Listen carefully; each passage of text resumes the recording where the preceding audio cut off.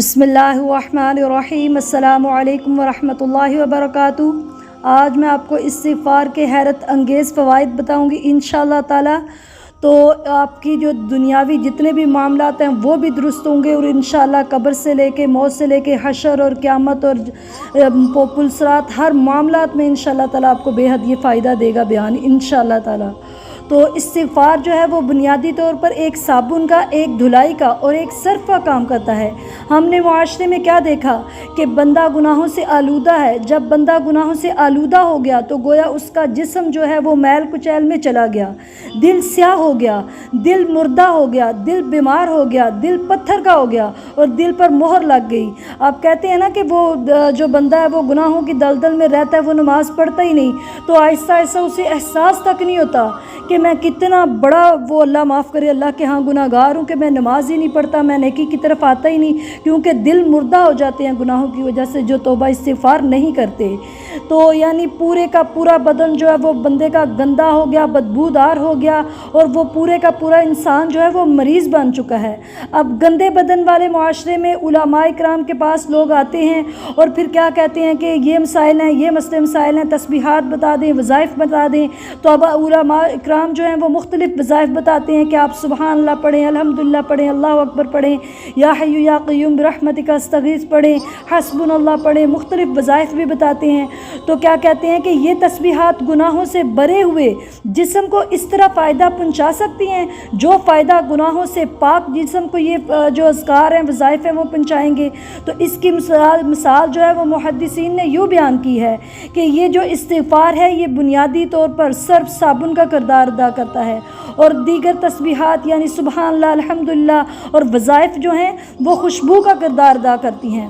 اگر میلے کچیلے اور گندے کپڑوں کے اوپر آپ پرفیوم لگا لیتے ہیں تو وہ آپ کو انتہائی تھوڑے سے قلیل وقت کے لیے وہ خوشبو کا فائدہ تو دے سکتا ہے، لیکن جلد ہی وہ بیڈ سمیل میں ہو جائے گا۔ تو اس لیے آپ سب سے پہلے یہ ہے کہ انسان جو ہے وہ اپنے جسم کو پاک کرے، اور پھر انشاءاللہ تعالیٰ وہ اللہ تعالیٰ کے سامنے اپنے جو مسائل ہیں، وظائف ہیں، اذکار ہیں وہ کریں، تو وہ انشاءاللہ اس کو بہترین فائدہ دیں گے۔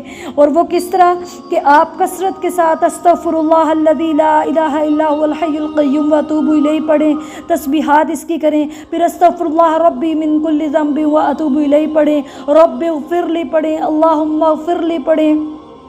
اور جو بھی استغفر اللہ، خاص طور پر یہ آپ چلتے پھرتے کام کرتے کچن میں یا اپنا کاروبار یا کوئی بھی جاب ہے، کچھ بھی ہے، اگر آپ کے پاس کوئی فارغ ٹائم ہے تو آپ اس میں زبان کو استغفر اللہ کے لیے تر رکھیں، کیونکہ آپ ایک بھی اگر تسبیح کریں گے تو انشاءاللہ آپ سنت کو پورا کریں گے۔ صبح و شام ایک ایک تسبیح کرنا جو ہے وہ مسنون ہے۔ تو آپ کو اگر کہا جائے کہ بھئی آپ نے 100 مرتبہ استغفر اللہ کہنا ہے تو آپ پریشان بندہ ہو جاتا ہے کہ بھئی 100 مرتبہ پہ پتہ نہیں کتنا ٹائم لگے گا، لیکن جب آپ اس کو انشاءاللہ تعالیٰ اپنا وہ عادت بنائیں گے تو انشاءاللہ تعالیٰ آپ کو پتہ بھی نہیں چلے گا، اور آپ کی زبان جو ہے وہ نیکیاں مسلسل کماتی رہے گی اور آپ کے گناہ بھی معاف ہوں گے۔ کیونکہ حدیث نبی صلی اللہ علیہ وسلم بھی ہے اور قرآن مجید میں بھی اللہ تعالیٰ نے فرمایا کہ فَقُلْتُ اسْتَغْفِرُوا رَبَّكُمْ إِنَّهُ كَانَ غَفَّارًا يُرْسِلِ السَّمَاءَ عَلَيْكُمْ مِدْرَارًا وَيُمْدِدْكُمْ بِأَمْوَالٍ وَبَنِينَ وَيَجْعَلْ لَكُمْ جَنَّاتٍ وَيَجْعَلْ لَكُمْ أَنْهَارًا۔ کیا ترجمہ اس کا کہ اللہ آپ کے گناہوں کو بھی پاک کر دیں گے، آپ کو گناہوں سے بھی پاک کر دیں گے، پھر آپ کو مال دیں گے، پھر آپ کو اولاد دیں گے، آپ کو رہائش گاہیں دیں گے جن میں بڑے بڑے باغات ہوں گے، جن میں وافر مقدار میں پھل ہوں گے۔ یہ میں اپنے پاس سے نہیں کہہ رہی، اللہ کے کلام کو پڑھ کے آپ کو بتا رہی ہوں کہ جو استغفار کرے گا اس کو ہر قسم کا اللہ فائدہ دنیا آخرت میں دے گا انشاءاللہ۔ رزق کی بارش کیسے آئے گی؟ اس استغفار سے آئے گی۔ ایک ایسا بھی وظیفہ ہے جسے اللہ کے نبی صلی اللہ علیہ وسلم نے ہمیں بتایا، اللہ تعالیٰ نے نبی صلی اللہ علیہ وسلم کو ہمارے تک پہنچانے کے لیے وسیلہ بنایا کہ جو بندہ صرف ایک مرتبہ صبح کی نماز کے بعد اور ایک مرتبہ شام کی نماز کے بعد 120 یا 50 دفعہ نہیں، صرف ایک ایک مرتبہ پڑھ لے تو پھر کیا ہے اس کا فائدہ کہ اللہ تعالیٰ اس کے سارے گناہوں کو معاف فرما دیں گے اور وہ جنت الفردوس میں اعلیٰ مقام پائے گا انشاءاللہ، اگر وہ شرک و بدعت سے پاک ہے اس کی زندگی۔ सय्यदुल इस्तिग़फ़ार क्या है कि अल्लाहुम्मा अंता रब्बी ला इलाहा इल्ला अंता खलक़तनी व अना अब्दुका व अना अला अहदिका व वअदिका मस्ततअतु अऊज़ु बिका मिन शर्रि मा सनअतु अबूउ लका बिनिअमतिका अलैया व अबूउ बिज़ंबी फ़ग़फ़िरली फ़इन्नहु ला यग़फ़िरुज़्ज़ुनूबा इल्ला अंता। अल्लाहुम्मा अंता रब्बी, आपको तर्जुमा इसका माइंड में ज़रूर रखना चाहिए ताकि इसकी पूरी फ़ायदियत हासिल कर सकें कि अल्लाहुम्मा अंता रब्बी, ए अल्लाह तू मेरा रब है, तू मेरा मुश्किल कुशा है, तू मुझे पालने वाला है, तू औलादें देने वाला है, तू मसले मसाइल सारे के सारे दुनिया आखिरत में हल करने वाला है। और आगे ला इलाहा इल्ला अंता खलक़तनी, तेरे अलावा किसी के आगे मैं सर नहीं झुकाता क्योंकि इबादत के लायक सिर्फ तेरी ज़ात है। खलक़तनी, तूने मुझे पैदा किया है। व अना अब्दुका, और अल्लाह मैं गंदा हूँ, मंदा हूँ, गलीज़ हूँ, नापाक हूँ, गुनाहों से लदा हुआ हूँ, लेकिन क्या हूँ कि तेरा बंदा हूँ। व अना अला अहदिका व वअदिका मस्ततअतु, और अल्लाह मैं अपनी इस्तिताअत के मुताबिक, अपने वादे और अहद के मुताबिक गुनाहों से बचने की कोशिश करता हूँ और नेकियां करने की कोशिश करता हूँ। और आगे अऊज़ु बिका मिन शर्रि मा सनअतु, कि ए अल्लाह इसलिए मैं कोशिश तो कर रहा हूँ गुनाहों से बचने की और नेकियां कमाने की, तो मैं तेरे आगे हाथ जोड़कर माफ़ी मांगता हूँ कि मेरे सारे के सारे पिछले गुनाहों को माफ़ फरमा दे।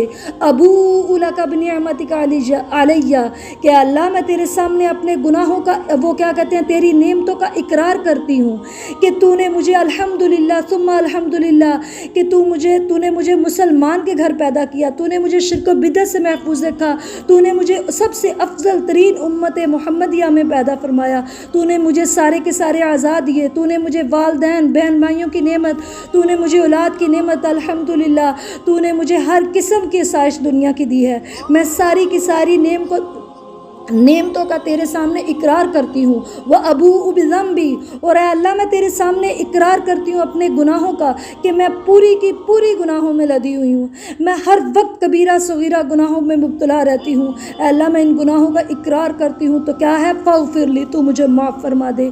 क्यों? फ़इन्नहु ला यग़फ़िरुज़्ज़ुनूबा इल्ला अंता, क्योंकि तेरे अलावा गुनाहों को कोई माफ़ करने वाली हस्ती नहीं, कोई ज़ात नहीं। तो आप इसको तर्जुमे को समझते हुए इंशाल्लाह सुबह और शाम करें तो नबी सल्लल्लाहु अलैहि वसल्लम फरमाते हैं कि जो सुबह पढ़ ले सिद्क़े दिल के साथ समझते हुए, तो शाम से पहले अगर फौत हो जाए तो वो जन्नती है इंशाल्लाह, अगर शिर्क व बिदअत से पाक है। और अगर शाम को पढ़ ले सुबह से पहले वो फौत हो जाए तो वो भी इंशाल्लाह जन्नती है। तो बग़ैर हिसाब किताब के अगर आप जन्नत में जाना चाहते हैं तो इस सय्यदुल इस्तिग़फ़ार को अपनी ज़िंदगी का मामूल बना ले कि सुबह शाम एक दफ़ा इंशाल्लाह लाज़मन पढ़ना है। और ये जो इस्तिग़फ़ार है इसको ऐसे नहीं कि आप मतलब अस्तग़फ़िरुल्लाह पढ़ रहे हैं, लेकिन इसका क्या है कि आप नीयत जो है, नीयत गुनाहों को छोड़ने की पुरअज़्म आपका जो है इरादा जो है वो पक्का होना चाहिए कि मैंने गुनाहों को छोड़ देना है। गुनाहों को हमेशा के लिए छोड़ने की नीयत के साथ अस्तग़फ़िरुल्लाह पढ़ें तो इंशाल्लाह सारी बरक़ात आपको मिलेंगी, माल मिलेगा, औलाद मिलेगी, गुनाहों से आपको अल्लाह पाक कर देंगे, अल्लाह ताला आपको बाग़ात देंगे, हर किस्म की सहूलियात देंगे। लेकिन अगर आपकी नीयत में गुनाह छोड़ना नहीं है तो आपको इनका कोई फ़ायदा नहीं, बल्कि ये आपकी नीयत होनी चाहिए कि मैं इंशाल्लाह कब्र में जाने तक इन गुनाहों को सच्ची तौबा करता हूँ और आइंदा ना करने का अहद करता हूँ। और लोग क्या समझते हैं कि तौबा इस्तिग़फ़ार तो भाई हम कोई गुनहगार बंदे हैं, हम तो माशाल्लाह तस्बीहात करते हैं, नमाज़ें पढ़ते हैं, तहज्जुद पढ़ते हैं, तो हमें कोई ख़ास ज़रूरत नहीं। लेकिन नबी करीम सल्लल्लाहु अलैहि वसल्लम से बढ़ के भी कोई मासूम था? आप सल्लल्लाहु अलैहि वसल्लम भी इस्तिग़फ़ार करते थे। और सिर्फ़ ये नबी सल्लल्लाहु अलैहि वसल्लम की सुन्नत नहीं बल्कि दूसरे अंबिया इकराम अलैहिस्सलातु वस्सलाम से भी साबित है।